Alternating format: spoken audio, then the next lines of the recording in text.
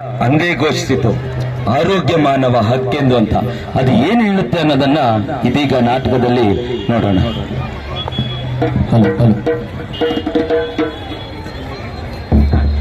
ಎಲ್ಲಿಂದ ಬಂದಿರೆಂದು ಕೇಳಬಹುದು ನೀವು, ಎಲ್ಲಿಂದ ಬಂದಿರೆಂದು ಕೇಳಬಹುದು ನೀವು, ಎಲ್ಲಿಂದ ಬಂದಿರೆಂದು ಕೇಳಬಹುದು ನೀವು,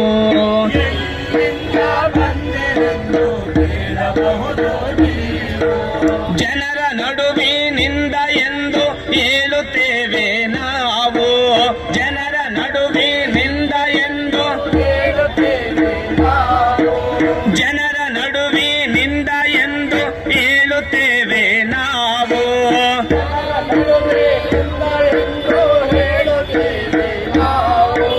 ಮತ್ತೆ ಪಯಣ ಎಲ್ಲಿಗೆಂದು ಕೇಳಬಹುದು ನೀವು,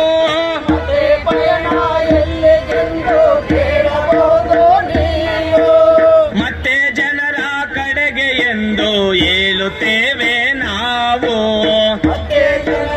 ಕಡೆಗೆ ಎಂದು ಹೇಳುತ್ತೇವೆ, ತಿರುಗಿ ಮತ್ತೆ ಜನರ ನಡುವೆ ಹೋಗುತ್ತೇವೆ ನಾವು,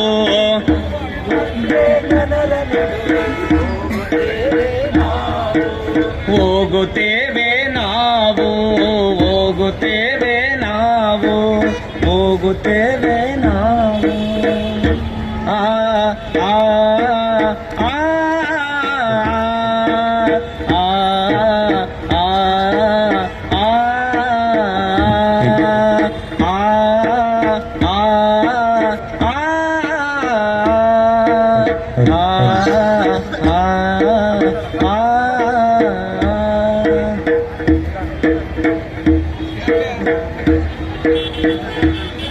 ಆರೋಗ್ಯನೇ ಸರಿಯಿಲ್ಲ. ಕೆಮ್ಮು, ನೆಗಡಿ, ಜ್ವರ, ಬಾಬಾ ಯಾಕಾದ್ರೂ ಹುಟ್ಟಿದವ ಏನಪ್ಪ ಈ ಸಮಾಜದ, ಏನಪ್ಪ ಮಾಡೋದು? ಓ ಚಲಪತಿ, ಆಳ ಯಾಕಪ್ಪ ಹಿಂಗ್ ಕೂತ್ಕೊಂಡ್ಬಿಟ್ಟೆ? ಓ ಯಾಕೋ ಆರೋಗ್ಯನೇ ಸರಿ ಇಲ್ಲ ಕಣಣ. ಅಯ್ಯೋ, ಆರೋಗ್ಯ ಸರಿ ಇಲ್ಲ ಅಂತೀಯ, ಆಸ್ಪತ್ರೆಗಾದ್ರೂ ಹೋಗೋದಲ್ವೇನಪ್ಪ? ಯಾವ ಆಸ್ಪತ್ರೆಗಳ? ನೋಡಿ ಹೆಂಗ್ ಕೇಳ್ತೇನೆ, ಯಾವ ಆಸ್ಪತ್ರೆಗೆ ಅಂದ್ರೆ ನಮ್ಮ ಆಸ್ಪತ್ರೆಗೆ, ಗೌರ್ಮೆಂಟ್ ಆಸ್ಪತ್ರೆಗೆ. ಅಲ್ಲಣ್ಣ, ಯಾವ್ದು ನಮ್ಮದು ಯಾವ್ದು ನಮ್ಮಲ್ಲ ಅಲ್ಲಣ್ಣ. ಈ ಸರ್ಕಾರಿ ಆಸ್ಪತ್ರೆಗೆ ಹೋದ್ರು ಚೀಟಿ ಹೊರಗಡೆ ಬರ್ಕೊಡ್ತಾರೆ, ಖಾಸಗಿ ಆಸ್ಪತ್ರೆಗೆ ಹೋದ್ರು ಕೂಡ ಚೀಟಿ ಹೊರಗಡೆ ಬರ್ಕೊಡ್ತಾರೆ. ಆದ್ರೆ ಆಗೋ ಖರ್ಚಂತೂ ಹಾಗೆ ಹೋಗುತ್ತೆ ಬಿಡಪ್ಪ. ಹಂಗಂದ್ರೆ ಹೆಂಗಪ್ಪ? ನೋಡಿ, ಸರ್ಕಾರದ ಒಂದು ನೀತಿ ಇದೆ. ಏನಪ್ಪಾ? ಯಾವುದೇ ಸರ್ಕಾರಿ ಆಸ್ಪತ್ರೆಗಳಲ್ಲಿ ಡಾಕ್ಟರ್ಗಳು ಹೊರಗಡೆ ಚೀಟಿ ಬರ್ದು ಕೊಡಬಾರ್ದು ಅಂತ. ಹೌದೇನಣ್ಣ? ಹೌದು. ಅಷ್ಟೇ ಅಲ್ಲ, ಇನ್ನೊಂದು ಇತ್ತೀಚೆಗೆ ಒಂದು ಆದೇಶ ಕೂಡ ಬಂದಿದೆ, ಕೇಳು. ಅದೇನು ಆದೇಶ ಬಂದಿದೆಯಣ್ಣ? ಏನು ಅಂತಂತೀರಾ? ನೋಡಿ, ಸರ್ಕಾರಿ ಆಸ್ಪತ್ರೆಗಳಲ್ಲಿ ಯಾವುದೇ ಕಾರಣಕ್ಕೆ ಚೀಟಿ ಹೊರಗಡೆ ಬರ್ಕೊಡ್ಬಾರ್ದು. ಅಷ್ಟೇ ಅಲ್ಲ, ಎಲ್ಲಾ ಸೇವೆಗಳು ಕೂಡ ಉಚಿತವಾಗಿ ಸರ್ಕಾರಿ ಆಸ್ಪತ್ರೆ ಒಳಗಡೆ ನಡಿಬೇಕು. ಮತ್ತೆ ಮಾತ್ರೆಗಳು, ಔಷಧಿಗಳು ಕೂಡ ಸರ್ಕಾರಿ ಆಸ್ಪತ್ರೆ ಒಳಗಡೆನೆ ಕೊಡಬೇಕು ಅಂತ. ಅಲ್ಲಣ್ಣ, ನೀವ್ ಹೇಳೋದು ಸರಿ. ಆದ್ರೆ ಈ ಸರ್ಕಾರಗಳು ಎಲ್ಲಾ ಸವಲತ್ತುಗಳನ್ನು ಹಾಸ್ಪಿಟ್ಲ್ ಕೊಟ್ಟು ಅವು ಜನರಿಗೆ ಉಚಿತವಾಗಿ ಸಿಗುವಂಗೆ ಮಾಡ್ಬೇಕಲ್ಲಪ್ಪ. ಮಾಡ್ಬೇಕು. ಅಯ್ಯೋ, ಅವೆಲ್ಲ ಯಾವ ಕಾಲಕ್ಕೆ ಆಗ್ತಾವೇಳು? ಯಾರು ಮಾಡ್ಬೇಕು ಹೇಳು? ಯಾರು ಮಾಡ್ಬೇಕಂದ್ರೆ ಸರ್ಕಾರದವರೇ ಮಾಡ್ಬೇಕು. ಯಾಕೆ? ನಾವು ಓಟ್ ಹಾಕಿಲ್ವಾ? ಹೌದು. ಟ್ಯಾಕ್ಸ್ ಕಟ್ಟಿಲ್ವಾ? ಹೌದು. ಹಾಗಾಗಿ ಅವರೇ ಮಾಡುವಂತೆ ಹೇಳ್ಬೇಕು. ಹೌದಣ್ಣ, ಸರ್ಕಾರ ನಮ್ದೇ, ಆದ್ರೆ ಅವ್ರು ಮಾಡ್ಬೇಕಲ್ಲಪ್ಪ ಅನ್ನೋದೇ ನನ್ನ ಪ್ರಶ್ನೆ. ಹೆಂಗಂದ್ರೆ, ಮಗು ಅಳ್ದಿರವೆ ತಾಯಿ ಹಾಲು ಕೊಡಲ್ಲ ಅಂತ ಗಾದೆ. ಹೌದು. ಹಾಗೆ ನಾವು ಕೇಳ್ದೇನೆ ಯಾವ್ದು ಕೊಡಲ್ಲಪ್ಪ. ಅದು ಬಿಟ್ಟು ನೀನು ಸರ್ಕಾರಿ ಹಾಸ್ಪಿಟಲ್ ಬಿಟ್ಟು ಪ್ರೈವೇಟ್ಗಂತ ಹೋದ್ರೆ ಲಕ್ಷ ಲಕ್ಷ ಕಿತ್ಕೊಂತಾರೆ. ಹೌದು, ಅವ್ರಿರೋದು ದುಡ್ಡು ಕಿತ್ಕೊಳ್ಳಕ್ಕೆ. ಅದಕ್ಕೆ ತಾನೇ ಬಂಗ್ಲೆ ಮೇಲೆ ಬಂಗ್ಲೆ ಕಟ್ಕೊಂಡು ಎಸಿ ರೂಮಲ್ಲಿ ಕೂತ್ಕೊಂಡಿರೋದು. ಅಯ್ಯೋ, ಬರೀ ಮಾತುಗಳು ವೇಸ್ಟ್ ಕಂಡ್ರಯ್ಯ. ಅಣ್ಣ ಈಗ ಏನ್ ಮಾಡ್ಬೇಕು ಅಂತ ಹೇಳಿ. ಈಗ ಸರ್ಕಾರಿ ಆಸ್ಪತ್ರೆಯಲ್ಲಿ ಉಚಿತವಾಗಿ ಟ್ರೀಟ್ಮೆಂಟ್ ಕೊಡುವ ಹಾಗೆ ಮಾಡಬೇಕು.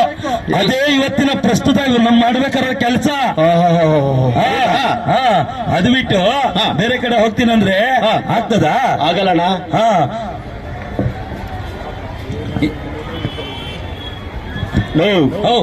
ಅಲ್ಲ ಬೇರೆ ಕಡೆ ಹೋದ್ರೆ ಆಗಲ್ಲ ಅಂತ ಹೇಳ್ತಾ ಇದ್ರೆ, ಅಲ್ಲಪ್ಪ ಸುಮ್ನೆ ತಮಾಷೆ ಮಾಡ್ಬೇಡ.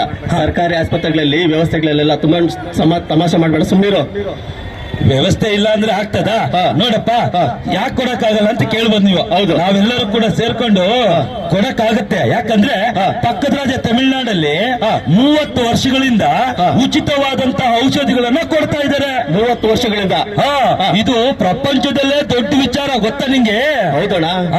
ಅಷ್ಟೇ ಅಲ್ಲ, ರಾಜಸ್ಥಾನ ಬಡ ರಾಜ್ಯ ಅನ್ಸ್ಕೊಳ್ಳೋ ರಾಜಸ್ಥಾನದಲ್ಲಿ ಉಚಿತವಾಗಿ ಚಿಕಿತ್ಸೆ, ತಪಾಸಣೆ, ಔಷಧಿ ಎಲ್ಲವೂ ಫ್ರೀಯಾಗಿ ಕೊಡುತ್ತೆ. ಅಂತದ್ರಲ್ಲಿ ಇನ್ನು ಕೊಡ್ಲಿ ಬಿಡೋಣ. ಅಷ್ಟೇ ಅಲ್ಲದೆ ಕರ್ನಾಟಕ ರಾಜ್ಯವನ್ನ ಭಾರತದಲ್ಲೇ 2ನೇ ಶ್ರೀಮಂತ ರಾಜ್ಯ ಅಂತೀವಿ. ಹೌದು. ಅಂತದ್ರಲ್ಲಿ ಇಲ್ಲಿ ಕೊಟ್ರೆ ತಪ್ಪೇನು? ಹಾಗೆ ಕೊಡು ಅಂತ ಹೇಳ್ಬಿಟ್ಟು ನಾವು ಗಟ್ಟಿಯಾಗಿ ಕೇಳ್ಬೇಕಂಡ್ರಪ್ಪ. ಹೌದಣ್ಣ.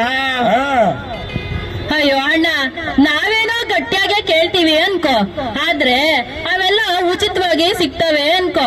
ಆದ್ರೂ ನನ್ಗೊಂದ್ ಡೌಟು. ಅದೇನವ ನಿನ್ ಡೌಟು? ಅಲ್ಲ, ಈ ಸರ್ಕಾರಿ ಆಸ್ಪತ್ರೆಯಲ್ಲಿ ಕೊಡೋ ಅಂತ ಔಷಧಿಗಳು ಸರಿಯಾಗಿ ಕೆಲಸ ಮಾಡ್ತಾವ ಅನ್ನೋದೇ ಡೌಟ್ ಕಣಣ್ಣ. ನೋಡಿ, ಸರ್ಕಾರಿ ಆಸ್ಪತ್ರೆಯಲ್ಲಿ ಸಿಗುವಂತ ಔಷಧಿಗಳು ಎಲ್ಲವೂ ಜನರಿಕ್ ಔಷಧಿಗಳೇ. ಗುಣಮಟ್ಟವನ್ನ ಖಾತ್ರಿಪಡಿಸಿದ್ರೆ ಅದರಲ್ಲಿ ಇವೇ ನಿಜವಾದ ಔಷಧಿಗಳು.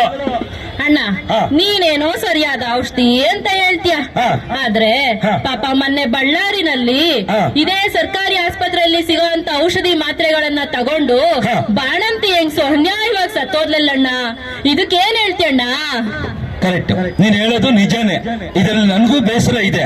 ಆದ್ರೆ ನಾನು ಈಗಾಗಲೇ ಹೇಳಿದ್ದೆ, ಏನಂತ, ಸರ್ಕಾರಿ ಆಸ್ಪತ್ರೆಯ ಔಷಧಿಗಳು ಗುಣಮಟ್ಟವನ್ನ ಕಾಪಾಡಿಕೊಂಡ್ರೆ ಅದೇ ನಿಜವಾದ ಔಷಧಿ ಅಂತ. ಅಯ್ಯೋ ಅಣ್ಣ, ಖಾತ್ರಿ ಪಡಿಸದೇ ಇರೋಂತ ಔಷಧಿಗಳನ್ನ ಈ ಸರ್ಕಾರದವರು ಅದೆಂಗೆ ಸರಬರಾಜು ಮಾಡ್ಬಿಟ್ರು? ಅವ್ರಿಗೇನ್ ಸ್ವಲ್ಪನೂ ತಿಳಿಯಕ್ಕಿಲ್ವಾ ಅಂತೀನಿ. ನೋಡಿ, ಅದಕ್ಕೆ ಅಂತಾನೆ ಈ ಖಾತ್ರಿ ಪಡಿಸುವಂತ ವಿಚಾರ ಸರ್ಕಾರದ ಒಂದು ಸಂಸ್ಥೆಯನ್ನ ನಿರ್ಮಾಣ ಮಾಡಿದೆ. ಹೌದಾ? KSMSCL ಅಂತ. ಹಂಗಂದ್ರೆ ಕರ್ನಾಟಕ ರಾಜ್ಯ ವೈದ್ಯಕೀಯ ಸರಬರಾಜು ನಿಗಮ ನಿಯಮಿತ ಅಂತ. ಅದು ಏನ್ ಕೆಲಸ ಮಾಡುತ್ತಣ್ಣ? ನೋಡಿ, ಹಾಸ್ಪಿಟಲ್ಗಳು ಬರುವಂತಹ ಔಷಧಿಗಳನ್ನ ಒಂದ್ ಕಡೆ ಶೇಖರಣೆ ಮಾಡಿ, ಇದು ಸರಿಯಾಗಿದ್ದಾವ, ಸರಿಯಾಗಿಲ್ವಾ, ಕೆಲಸ ಮಾಡ್ತಾವ, ಕೆಲಸ ಮಾಡಲ್ವಾ, ನಿಜವಾದ ಗುಣಮಟ್ಟದಲ್ಲಿ ಐತಾ ಇಲ್ವಾ ಅಂತ ಹೇಳ್ಬಿಟ್ಟು ಎಲ್ಲವನ್ನು ಪರೀಕ್ಷೆ ಮಾಡುತ್ತೆ. ಒಂದು ವೇಳೆ ಸರಿಯಾಗಿಲ್ಲ ಅಂತಂದ್ರೆ ಅದನ್ನ ಎಲ್ಲವನ್ನು ರದ್ದು ಮಾಡುತ್ತೆ, ಸರಿಯಾದ ಹಾಸ್ಪಿಟಲ್ಗೆ ರವಾನೆ ಮಾಡೋ ಕೆಲಸ ಇದು ಮಾಡುತ್ತೆ. ಆದ್ರೆ ಕರ್ನಾಟಕದಲ್ಲಿ ಸರಿಯಾಗಿ ಕೆಲಸ ಮಾಡ್ತಿಲ್ಲ ಅಷ್ಟೇ. ಹೌದು ಅಣ್ಣ. ತಮಿಳುನಾಡು ಸರ್ಕಾರದಲ್ಲಿ ಸರಿಯಾಗಿ ನಡೀತು ಅನ್ನೋದಾದ್ರೆ ನಮ್ಮ ಕರ್ನಾಟಕ ಸರ್ಕಾರದಲ್ಲಿ ಯಾಕೆ ನಡೀತಾ ಇಲ್ಲ? ಯಾಕೆ ಅಂತಂದ್ರೆ ತಮಿಳುನಾಡು ಸರ್ಕಾರದಲ್ಲಿ ಕರ್ನಾಟಕಕ್ಕಿಂತ 3 ಪಟ್ಟಷ್ಟು ಹಣ ಗುಣಮಟ್ಟದ ಔಷಧಿಗಳಿಗೋಸ್ಕರ ಖರ್ಚು ಮಾಡುತ್ತೆ. ಅಷ್ಟೇ ಅಲ್ಲ, ಅಲ್ಲಿ ಗುಣಮಟ್ಟವನ್ನ ಖಾತ್ರಿಪಡಿಸುವಂತಹ ಸಂಸ್ಥೆ ಸ್ವತಂತ್ರವಾಗಿ ಕೆಲಸ ಮಾಡುತ್ತೆ. ಯಾವುದೇ ರಾಜಕೀಯ ಹಸ್ತಕ್ಷೇಪ ಇಲ್ಲ. ಹಾಗಾಗಿ ಅಲ್ಲಿ ಚೆನ್ನಾಗಿ ನಡೆಯುತ್ತೆ. ಹಾಗಾದ್ರೆ ಅದು ಸರಿಯಾದ ಪದ್ಧತಿ ಅಲ್ಲ? ಅದೇ ಸರಿಯಾದ ಪದ್ಧತಿ. ಇನ್ನೊಂದು ವಿಚಾರ ಹೇಳ್ತೀನಿ ಕೇಳಿ, ಇಲ್ಲಿ ಹೇಳೋಣ. ಮುಖ್ಯವಾದ ವಿಚಾರ ಏನಪ್ಪಾ ಅಂದ್ರೆ, ನಾವೆಲ್ಲರೂ ಹಾಸ್ಪಿಟಲ್ಗೆ ಹೋಗ್ತೀರಲ್ವನ್ರ? ಹೋಗ್ತೀವಿ ತಾನೆ? ಹೋಗ್ತೀವಿ. ಹೋದ್ಮೇಲೆ ಅಲ್ಲಿ ಖರ್ಚಾಗುತ್ತಲ್ಲ ಹಣ, ಖರ್ಚಾಗುವ ಹಣದಲ್ಲಿ 70% ಹಣ ಬರೀ ಔಷಧಿ ಮತ್ತು ತಪಾಸಣೆಗೆ ಮಾತ್ರ ಖರ್ಚಾಗೋಗೋದು. ಹೌದು, 70% ಹಣ. ಹಾಗಾಗಿ ಸರ್ಕಾರದಿಂದ ಉಚಿತವಾಗಿ ಮತ್ತು ಗುಣಮಟ್ಟದ ಔಷಧಿ ಸಿಕ್ಕಿದ್ರೆ ಆ 70% ಹಣ ಉಳಿಯುತ್ತಾ ಉಳಿಯಲ್ವಾ? ಉಳಿಯಲ್ವಾ? ಹಂಗಿದ್ದಾಗ ಉಳಿಬೇಕಂತ ಉಳಿದ್ರೆ ತಾನೆ ನಾವು ವ್ಯವಸ್ಥೆ ಕಟ್ಟಕ್ಕಾಗೋದು. ಸರ್ಕಾರಿ ಆಸ್ಪತ್ರೆನ ಉಳಿಸ್ಕೊಳ್ಳೇಬೇಕು. ಯಾಕಂದ್ರೆ ಬಡಬಗ್ರಿಗೆಲ್ಲ ಒಳ್ಳೇದಾಗುತ್ತಲ್ವಾ? ಹಾಗಾಗಿ ಸರ್ಕಾರಿ ಆಸ್ಪತ್ರೆ ಉಳಿಸೋಣ.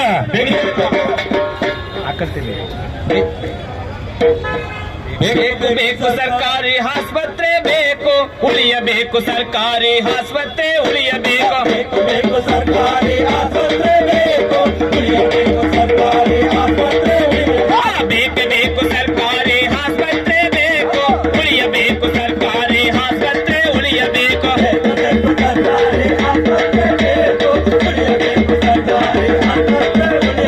ಡಾಕ್ಟರ್ಗಳು ಇರಬೇಕು, ಹಗಲು ರಾತ್ರಿ ಸಿಗಬೇಕು. ಡಾಕ್ಟರ್ಗಳು ಇರಬೇಕು, ಹಗಲು ರಾತ್ರಿ ಸಿಗಬೇಕು.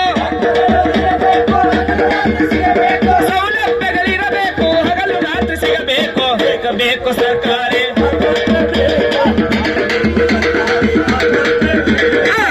ಬೇಕು ಸರ್ಕಾರಿ ಆಸ್ಪತ್ರೆ ಬೇಕು ಆರೋಗ್ಯ ಹಕ್ಕು ಜಾರಿಯಾಗಲೇಬೇಕು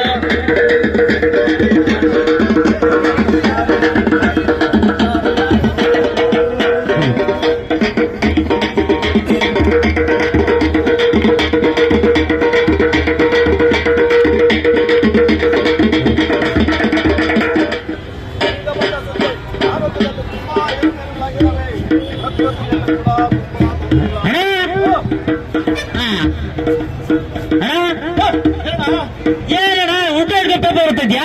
ಅಯ್ಯೋ ಅವಾಗಿಂದ ಯಾಕೆ ಅಕ್ಷರಗಳು ಉಲ್ಟಾಗಿದ್ದಾವೆ ಅಂದ್ಕೊಂಡಿದ್ದ ಪೇಪರ್ ಉಲ್ಟಾ ಇಟ್ಕೊಂಡಿದ್ದೀನಾ ನೋಡು ಪೇಪರ್ ಊಟ ಇಟ್ಕೊಂಡ್ಬಿಟ್ಟಿದ್ಯಾ?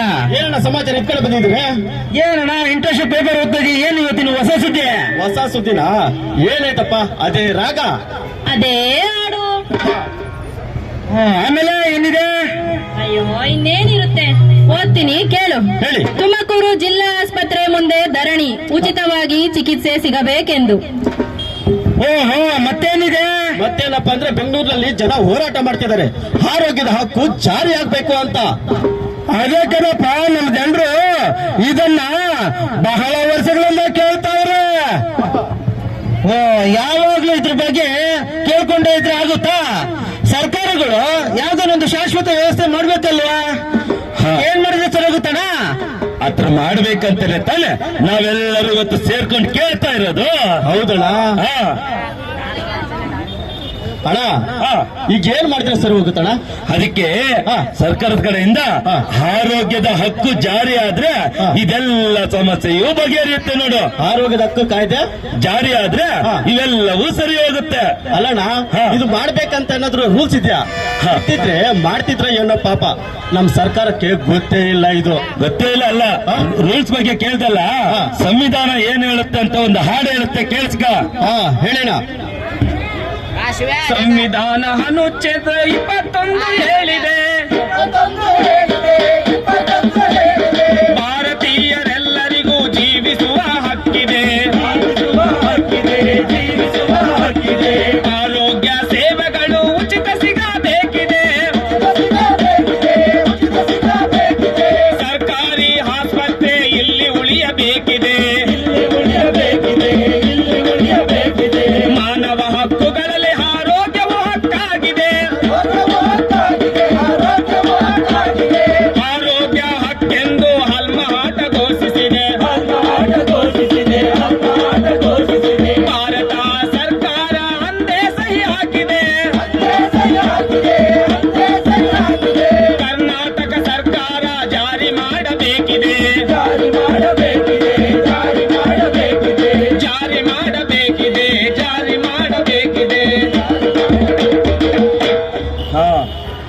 ಹೌದು, ಕರ್ನಾಟಕ ಸರ್ಕಾರ ಜಾರಿ ಮಾಡಬೇಕಾಗಿದೆ. ಸಂವಿಧಾನದಲ್ಲಿ ರಾಜ್ಯ ನೀತಿ ತತ್ವಶಾಸ್ತ್ರದಲ್ಲಿ ಏನ್ ಹೇಳಿದೆ ಅಂದ್ರೆ ಆರೋಗ್ಯ ಹಕ್ಕು ನೀತಿ ಜಾರಿ ಆಗ್ಬೇಕು ಅಂತ ಹೇಳಿದೆ. ಅಷ್ಟೇ ಅಲ್ಲ, ಸಂವಿಧಾನದ 21ನೇ ಅನುಚ್ಛೇದ ಏನ್ ಹೇಳುತ್ತೆ ಅಂದ್ರೆ ಮಾನವನ ಮೂಲಭೂತ ಹಕ್ಕುಗಳಲ್ಲಿ ಒಂದಾದಂತಹ ಜೀವಿಸುವ ಹಕ್ಕನ್ನ ಕೊಟ್ಟಿದೆ. ಇಷ್ಟಕ್ಕೂ ಜೀವಿಸೋದು ಅಂದ್ರೆ ಏನ್ರಪ್ಪ?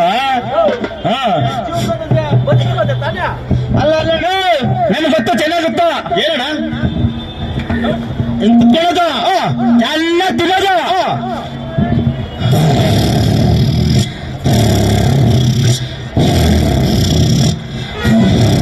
ಅಯ್ಯೋ ಕೂಲಿ ಲಾಲಿ ಮಾಡಿ ಬದುಕೋದ ತಾನೇ. ನೋಡಿ ಜೀವಿಸೋದು ಅಂತಂದ್ರೆ ಬರೀ ಬದುಕೋದಷ್ಟೇ ಅಲ್ಲ, ಮತ್ತೆ ಚಂದಾಗಿ ತಿಂದು ಗೊರಕೆ ಹೊಡೆಯೋದು ಅಲ್ಲ, ಮತ್ತೆ ಬರೀ ಕೂಲಿನಲ್ಲಿ ಮಾಡ್ಕೊಂಡು ಬದುಕೋದೇ ಅಲ್ಲ. ಜೀವಿಸೋದಂದ್ರೆ ಆರೋಗ್ಯ ಪೂರಕವಾಗಿ ಜೀವಿಸೋದಲ್ವೇನ್ರಪ್ಪ? ಆರೋಗ್ಯವಾಗಿ ಬದುಕೋದು. ಆತರ ಆರೋಗ್ಯವಾಗಿ ಬದುಕಬೇಕು ಅಂತಂದ್ರೆ ಆರೋಗ್ಯದ ಹಕ್ಕು ಕಾಯ್ದೆ ಜಾರಿ ಆಗ್ಬೇಕು.